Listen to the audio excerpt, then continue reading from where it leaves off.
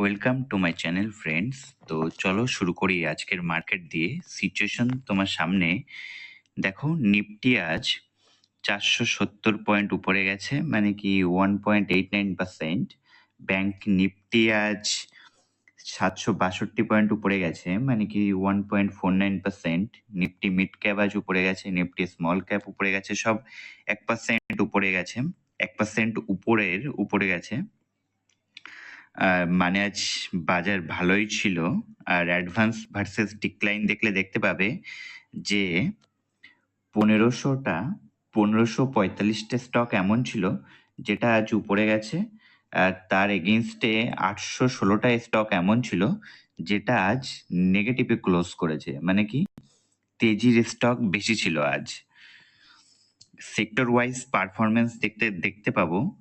দেখো যে Nifty metal আজ সব থেকে বেশি রিটার্ন দিয়েছে, নিফটি অটো, দেন নিফটি এনার্জিতে আজ এনার্জি ছিল, নিফটি আইটি, সবকিছু আজ পজিটিভে ক্লোজ হয়েছে।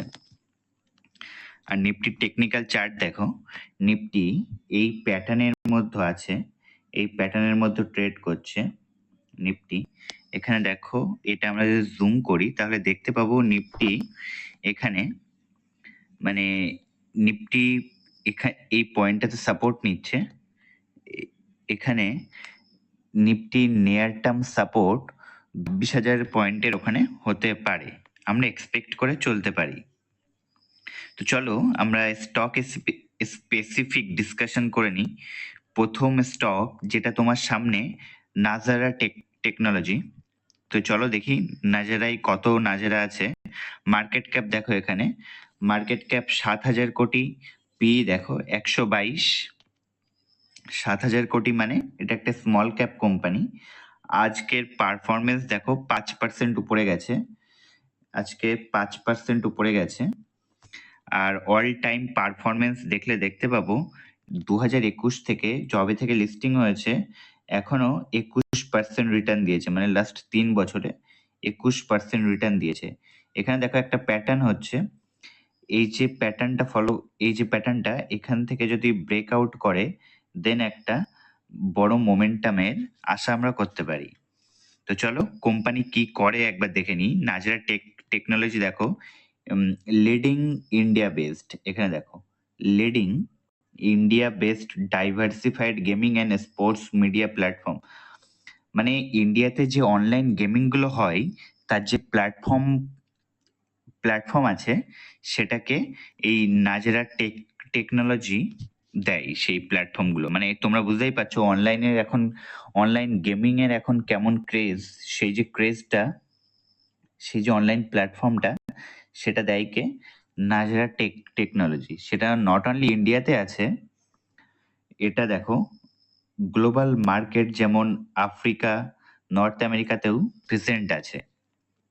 সাথে দেখো এই যে নিউজটা দেখলে আমরা দেখতে পাবো, দেখো কোম্পানি কন্টিনিউয়াসলি গ্রোথ ফেজে, মানে যেহেতু স্মল ক্যাপ সেহেতু কোম্পানি কন্টিনিউয়াসলি গ্রোথ করছে। দেখো কোম্পানি 15.86% স্টেক অ্যাকুইজিশন করেছে কোন কোম্পানি, গেট স্টেইন টেকনোলজি নামে এই কোম্পানিটার 15.86% শেয়ার কিনেছে। কত দামে?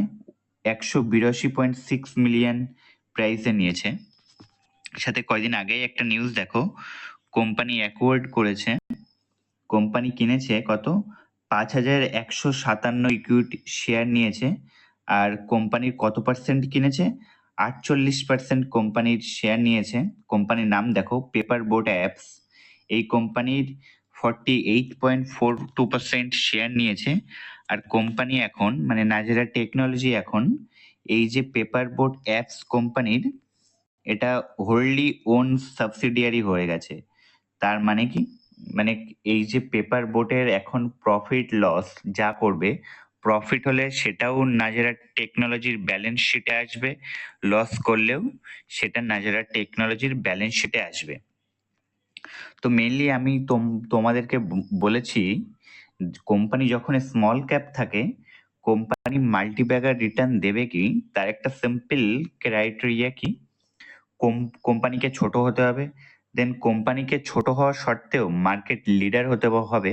আমরা একটু আগে দেখলাম যে কোম্পানি ইন্ডিয়ার লিডিং প্ল্যাটফর্ম দেয় গেমিংয়ে। আর থার্ড কি, কোম্পানির প্রফিট কনসিস্টেন্ট হতে হবে, মানে আপ ডাউন করা চলবে না।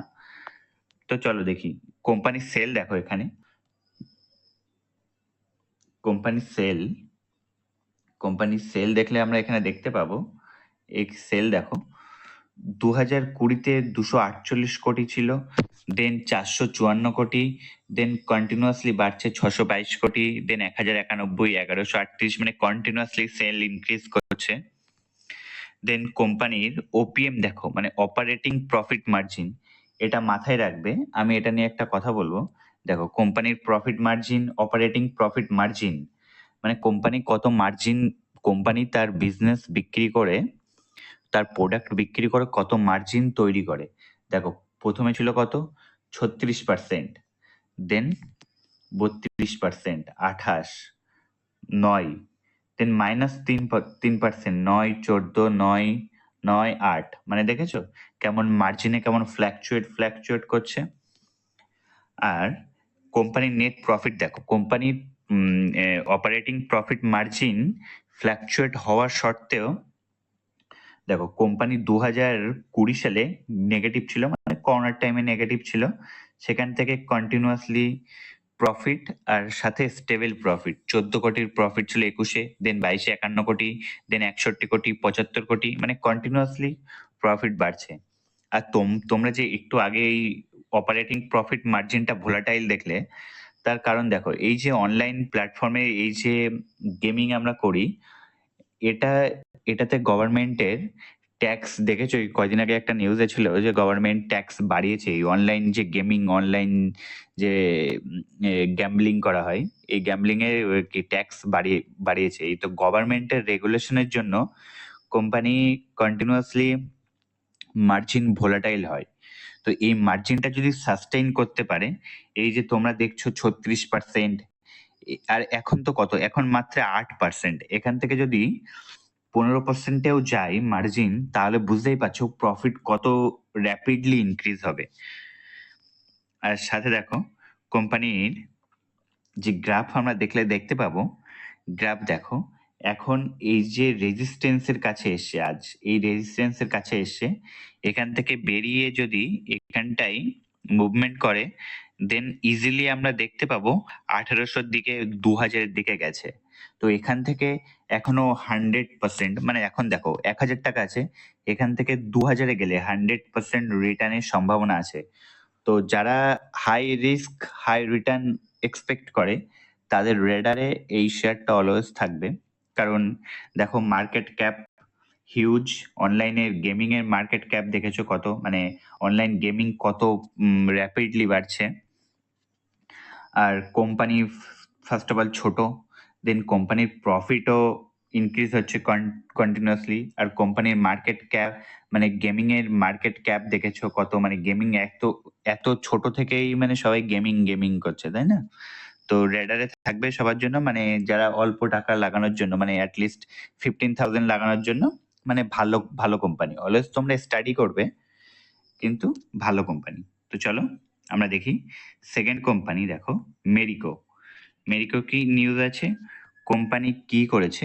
দেখো কোম্পানি রিমেইনিং 40%, মানে ফার্স্টে তো 60% অ্যাকোয়ার করে নিয়েছিল, ঠিক আছে। আর যে বাকি 40%, কোম্পানির নাম কি, অ্যাপকস ন্যাচুরাল। এই কোম্পানির প্রথমে 60% তো মেরিকো কিনে নিয়েছিল, বাকি যে 40% ছিল সেটাও কোম্পানি এখন কিনে নিয়েছে। কত টাকায়? 70 কোটি টাকায়। কোম্পানি অ্যাপকস ন্যাচুরাল কি কি বানায় দেখো, বিউটি অ্যান্ড পার্সোনাল কেয়ার সেক্টরে রয়েছে। তো মেরিকো কন্টিনিউয়াসলি, এই মেরিকো যে সেক্টর থেকে আসে সেটা হলো এফএমসিজি, মানে কি ফাস্ট মুভিং কনজিউমার গুড, মানে আমরা যে ডেইলি যে জিনিসপত্রগুলো ইউজ করি, যেমন দেখেছো প্যারাশুট অয়েল, দেন সাফোলা অয়েল আছে, সাফোলার ওটস আছে, তাই না? এগুলো কোম্পানি বিক্রি করে। আর কোম্পানি এখন কোন কোম্পানিকে কিনলো? অ্যাপটাস ন্যাচারালকে। তার 40% শেয়ার যেটা বাকি ছিল সেগুলো কোম্পানি নিয়ে নিয়েছে। তো দেখো একটা গ্রাফ দেখাই তোমাদেরকে।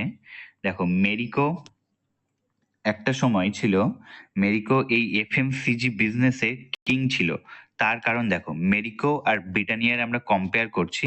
কম্পেয়ার করলে এখানে দেখতে পাবে এই যে লাল লাইনটা, এই যে লাল লাইনটা, এটা হলো ব্রিটানিয়ার, এটা হলো ব্রিটানিয়া, এটা হলো মেরিকোর। তো দেখো ব্রিটানিয়া দুইজন সেম টাইমে, ব্রিটানিয়ার রিটার্ন দেখো 10,000%, আর সেখানে মেরিকোর রিটার্ন দেখো 24,000% রিটার্ন দেখো।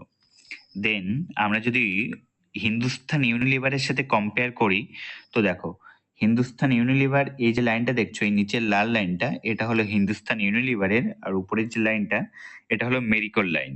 তো হিন্দুস্তান ইউনিলিভার মাটিতে, আর মেরিকো কি মার্সে, তাই না, মঙ্গল গ্রহে। দেখো রিটার্ন দেখো ম্যাক্সিমাম, মানে সেম টাইম ফ্রেমে, যে টাইম ফ্রেমে হিন্দুস্তান ইউনিলিভার 1,217% রিটার্ন দিয়েছে, মেরিকো 24,000% রিটার্ন দিয়েছে। আমরা যদি এখন নেসলের সাথে কম্পেয়ার করি সেম টাইম ফ্রেমে, তো দুইজন সেম রিটার্ন দিয়েছে। দেখো এখানে দুইজন মোটামুটি সেম রিটার্ন দিয়েছে। এটাই যদি আমরা এখন বর্তমানে ভিভিএল এর সাথে বরুণ বেভারেজের সাথে কম্পেয়ার করি, তাহলে এখন দেখতে পাবে যে এখন ভিভিএল মার্কেটের, মানে এফএমসিজি মার্কেটে কিংকে ভিভিএল, ভিভিএল এর রিটার্ন দেখো। এই যে উপরের লাইনটা দেখছো, এই রেড লাইনটা, এটা হলো ভিভিএল, আর নিচের লাইনটা দেখো ওই মেরিকোর লাইন। তো দেখো যে টাইম ফ্রেমে মেরিকো 174% রিটার্ন দিয়েছে, সেই সেম টাইমে ভিভিএল রিটার্ন দিচ্ছে 2,386%, মানে আসমান জমিনের ফারাক। আর আমরা যদি মেরিকোর রিটার্ন দেখতে চাই, তাহলে মেরিকোর রিটার্ন দেখো এখানে, মানে মেরিকোর গ্রাফটা দেখো। মেরিকোর গ্রাফে একটা ক্লিয়ারলি প্যাটার্ন আছে। দেখো এখানে স্টেবল, দেন এখান থেকে ব্রেকআউট হলে তেজি। এখানটাই দেখো, এখানে স্টেবল, এখানে মুভমেন্ট করছে, এখান থেকে ব্রেকআউট হয়েছে, এখান থেকে তেজি। এখানটাই কি, এখানটাই মুভমেন্ট করেছে, এখান থেকে ব্রেকআউট হলে তেজি দেবে। তো যারা, মানে যারা আর কি ট্রেডিং করতে চাও, মেনলি যারা ইনভেস্টার, যখন শেয়ার এখানটাই, মানে 1, 2, 3 এই পয়েন্টগুলোতে মেনলি যারা ইনভেস্টার আছে তারা ফোকাস করে। তার কারণ কোম্পানি যখন সাইডওয়েজ মুভমেন্ট করে, সাইডওয়েজ মুভমেন্ট করে তখনই অ্যাকচুয়ালি বাইং করতে হয়, যখন এখান থেকে ব্রেকআউট করে বার হবে, যাতে সেই লাভটা পাওয়া যায়।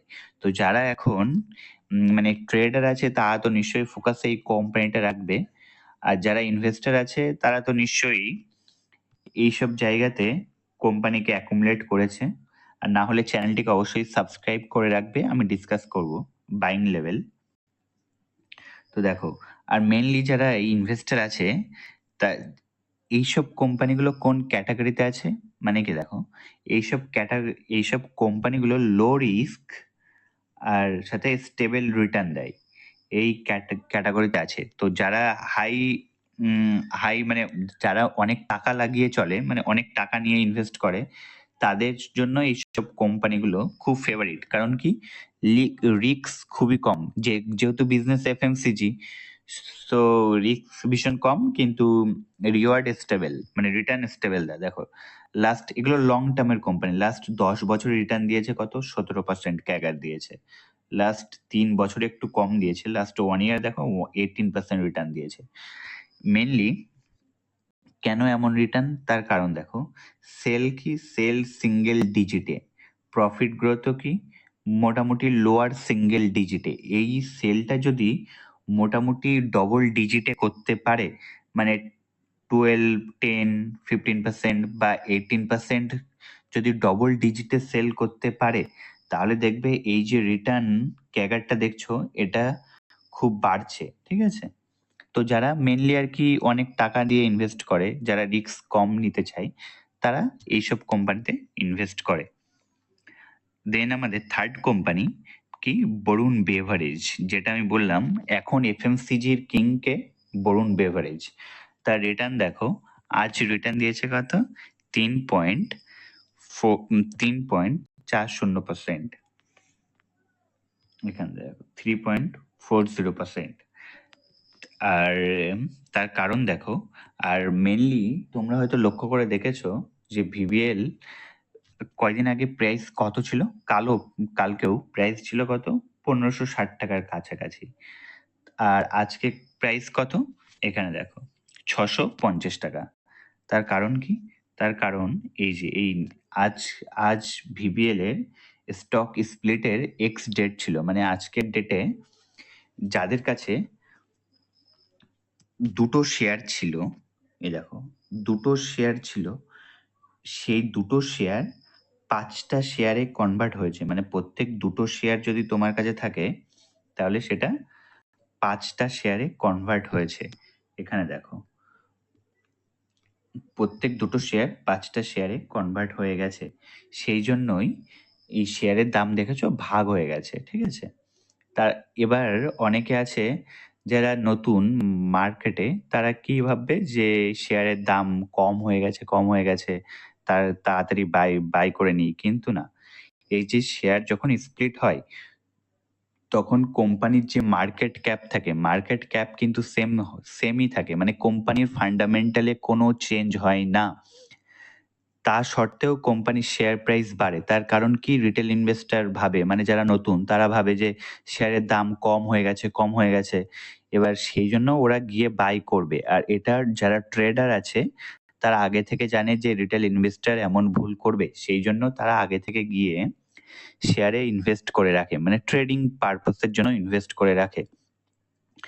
সেই জন্যই দেখেছো যে এরকম বোনাস, এরকম স্প্লিটের নিউজ আসলে শেয়ার প্রাইস বাড়তে থাকে, ঠিক আছে? এটা কেন? কারণ যারা ট্রেডার আছে তারা এই যে নিউজটার ফায়দা নেয়ার জন্য তারা ইনভেস্ট করে রাখে। কিন্তু এই যে স্প্লিট, বোনাস, এতে কোনো কোম্পানির কোনো ফান্ডামেন্টালি চেঞ্জ হয় না। এই বোনাস, স্প্লিটের মেন কারণ হচ্ছে কি, কোম্পানির যে শেয়ার প্রাইসের বেশি দাম আছে সেটাকে ডিক্রিজ করা, কমিয়ে নিয়ে আসা। তার কারণ কি? যাতে রিটেল যারা আছে, যারা রিটেল ইনভেস্টর আছে তাদের কাছে অল্প টাকা থাকলেও কোম্পানি পছন্দ হলে তারা যাতে ইনভেস্ট করতে পারে, এটাই তাদের মেনলি কারণ হয়ে থাকে। তো চলো বন্ধুরা, আজকের ভিডিও এখানেই শেষ করলাম। যদি ভিডিওটা ভালো লাগে তবে ভিডিওতে লাইক করবে, আর এমন অনেক কন্টেন্টের জন্য সাবস্ক্রাইব করবে। দেখা হচ্ছে পরের ভিডিওতে। Till then, no matter where you are, I will find you and I will teach you finance.